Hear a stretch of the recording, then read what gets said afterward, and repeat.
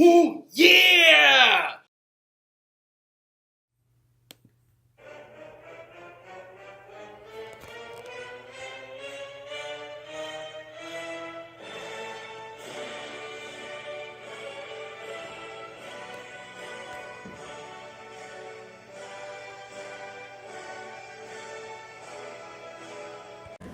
Here's the mic, what do you know? So this is like stand-up comedy, but I can't even stand up. I got crippled tonight, but I'll probably end up sitting down. I don't have any jokes for you tonight. I'm a storyteller, and things happen in my life, and I come in and I write a set, and if I were any good, I'd be able to just tell you that story, but instead I have to look at my notes, so it's going to be a little awkward. I am the arbitrary aardvark. I fight crime. I'm not very good at it. Crime usually wins. I'm not really a comedian. I'm a lawyer and an agent. I had one client. His name was Kevin. Kevin Bruce. We'll call him that. He came to see me a few days ago, and he gave me Netflix, which I don't usually have because Netflix is one of those things that costs money. And money is one thing I haven't got. Being a lawyer is my expensive hobby. I paid my lawyer dues this morning. As a comedian, you got to pay your dues, but as a lawyer, you got to pay your dues. That was $360 for this year, and that's like about a month of doing plasma. So that's where else I was this morning. And then I slept all afternoon and woke up and came here. Let's see, I'm broke, but I'm like white people broke. A couple weeks ago, I had to fly to Hawaii to see my mom and visit like enough money. So this week I've been going around town paying my bills. It's costing me about $3,000 or $4,000 just to get back to being broke.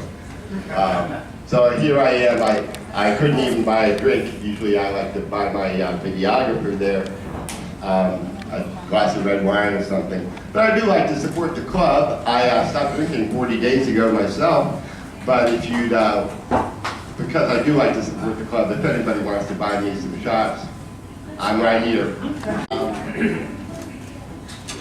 Right, so Kevin came over and he gave me Netflix and we had a fun little conversation, caught up on the comedians we both like. One time I took him to see Bert Kreischer, who's both of our favorite comedian. And so I've got a picture at home of me and Bert and Kevin.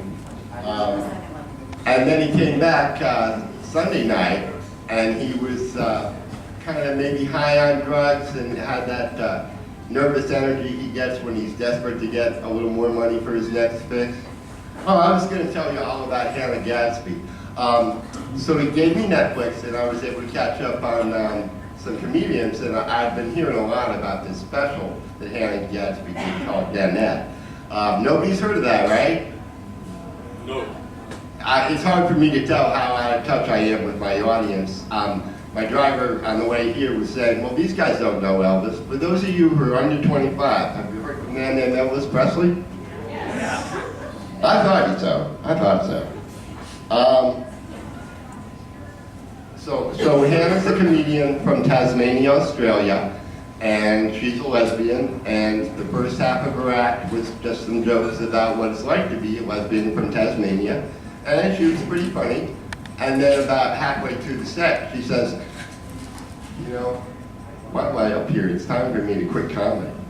And then she gets real serious, and she talks to the crowd, talks about that time she got beat up because she didn't, fight the red. She didn't present the right gender roles, and some guy at a bus stop got upset, and it got violent and weird. And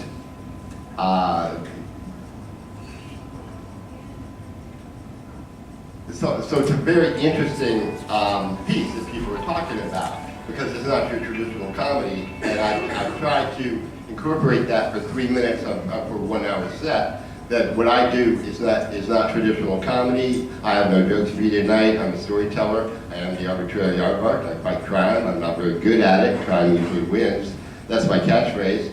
So Mr. Bruce came back, and as I started to mention, he was a little hyped up and he needed money for his drug fix, and I wouldn't give him any money. And he started yelling and ranting and made me delete Netflix, and he busted a mirror off of my van, so my van's out there in the alley with no side mirror on it.